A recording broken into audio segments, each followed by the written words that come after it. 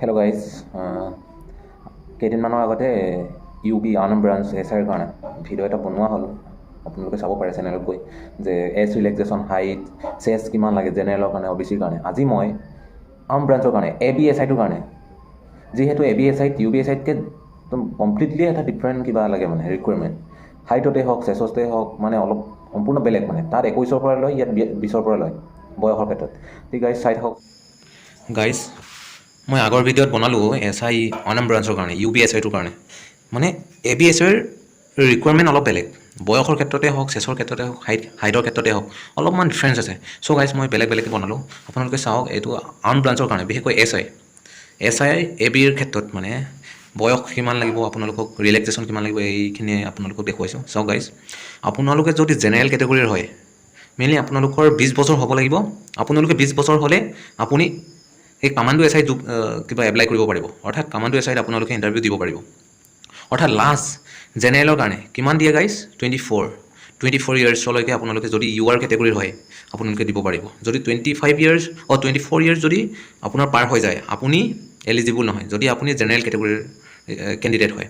আৰু as relaxation বয়সৰ এটা মাৰ্জি দিছে ৰিলেক্সেশ্যন। চাওক গাইজ, 5 বছৰ 5 years for S C S T P আৰু S T hills, S C S T plain আৰু এছ টি হিলছৰ কাৰণে 5 বছৰ ৰিলেক্সেশ্যন দিয়া আছে।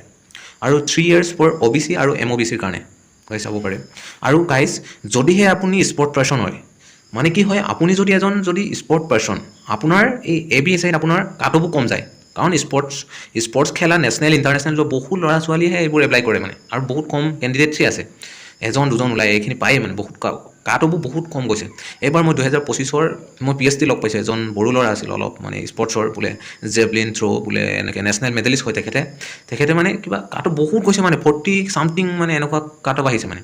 তেখেতে মানে অকল এ বি এছ আইত আহিছিল মানে তেখেতৰ, কাৰণ তেখেতে স্পৰ্টছ কেটেগৰীৰ পৰা আহিছিল। আৰু কি কৰিছে, আপুনি যদিও ইউ আৰ কেটেগৰীৰো হয় আপুনি 3 ইয়াৰ্ছ ৰিলেক্সেশ্যন পাব। যদিহে আপুনি স্পৰ্ট পাৰ্চন হ'ব লাগিব, অৰ্থাৎ কি স্পৰ্টছ বুলি ক'লে কি হ'ব, নেশ্যনেল হ'ব লাগিব, ইণ্টাৰনেশ্যনেল মানে কি এনেকৈ অলিম্পিক ৰিকগনাইজ গেম হ'ব লাগিব। আপুনি যি টি গেম হ'লে নহ'ব মানে। তাতে এনেকুৱা গেম কিছুমান আছে কি boxing, javelin, weight lifting, body building, এনেকুৱাবোৰ যোনখিনি মানে অলিম্পিক ৰিকগনাইজ গেম হয় এইখিনি হয় গাইজ। আৰু গাইজ হাইটৰ ক্ষেত্ৰত চাওক, গাইজ হাইটৰ ক্ষেত্ৰত চাব, জেনেৰেলৰ কাৰণে মেলৰ কাৰণে 167 আৰু ফিমেলৰ কাৰণে 162 গাইজ চাওক। তাৰপিছত অ' B C, M O' B C আৰু এছ চিৰ কাৰণে 162 মেলৰ আৰু ফিমেলৰ কাৰণে 157, আৰু S T hills, S T plain আৰু গোৰ্খাৰ কাৰণে 160.02 চেণ্টিমিটাৰ আৰু 152.40 চেণ্টিমিটাৰ ফৰ ফিমেল। গাইজ চেছটো চাওক, জেনেৰেলৰ কাৰণে জেনেৰেল, অ' B C, M O' B C, S C আৰু এছ টি পি গোটেইখিনি একেই, মানে কি 85 লাগিব আৰু 90 ফুলাব লাগিব। আৰু যদিহে আপুনি এছ টি হিলছৰ হয়, অনলি এছ টি হিলছৰ ক্ষেত্ৰত অলপ বেলেগ, যে 80 লাগিব নৰ্মেল আৰু 85 ফুলাব লাগিব। গতিকে ইমানেই গাইজ যে অকল চেছৰ ক্ষেত্ৰত প্ৰায় একেই, এছ টি প্লেইনো, এছ চিয়ে হওক, অ' B C, M O' B C, general একেই, 85 লাগিব আপোনাক আৰু ফুলাব লাগিব 90। গতিকে থেংক ইউ গাইজ। আপোনালোকে যদি কিবা এনেকুৱা এছ আই ৰিলেটেড যদি কুৱেশ্যন আছে কমেণ্ট কৰিবচোন গাইজ। Thank U.